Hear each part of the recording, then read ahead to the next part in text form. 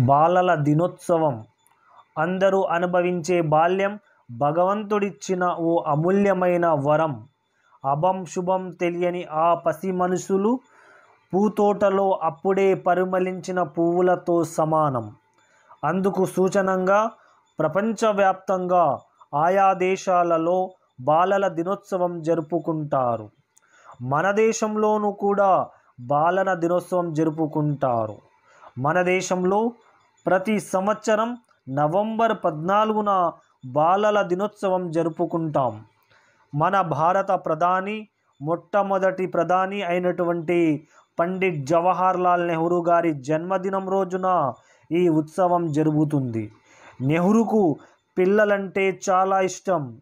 నెహ్రూకు పిల్లలతో ఉన్న బాంధవ్యాన్ని తెలుపుతూ ఈ ఉత్సవం జరుపుకుంటారు.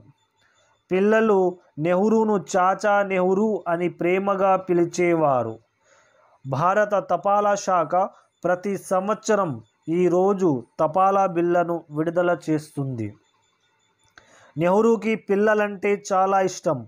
అయితే ఆయన జీవితంలో ఎక్కువ భాగం జైళ్లలో గడపవలసి రావడంతో తన ఏకైక కూతురు ఇందిరా ప్రియదర్శినితో ఆయన ఎక్కువ కాలం గడపలేకపోయారు. కానీ దేశంలోని బిడ్డలందరినీ కన్నబిడ్డలుగా ప్రేమించే స్వభావం నెహ్రూది. ఆ పిల్లలతో ఉన్నప్పుడు మనసు హాయిగా ఉంటుంది. నాకు ఏ పవిత్ర స్థలంలోనూ కూడా అంతటి శాంతి, సంతృప్తి లభించవు అని నెహ్రూ గారు అనేవారు. పిల్లలను జాతి సంపదగా భావించి అందరూ వారి భవితవ్యానికి కృషి చేయాలని నెహ్రూ తరచూ చెప్పేవారు. ఆయన పాలనా కాలంలో దేశంలో బాలలు అభివృద్ధికి ఎంతో కృషి జరిగింది. అందుకే ఆయన పుట్టినరోజు నాడు మన దేశంలో బాలలంతా పండగ చేసుకుంటారు.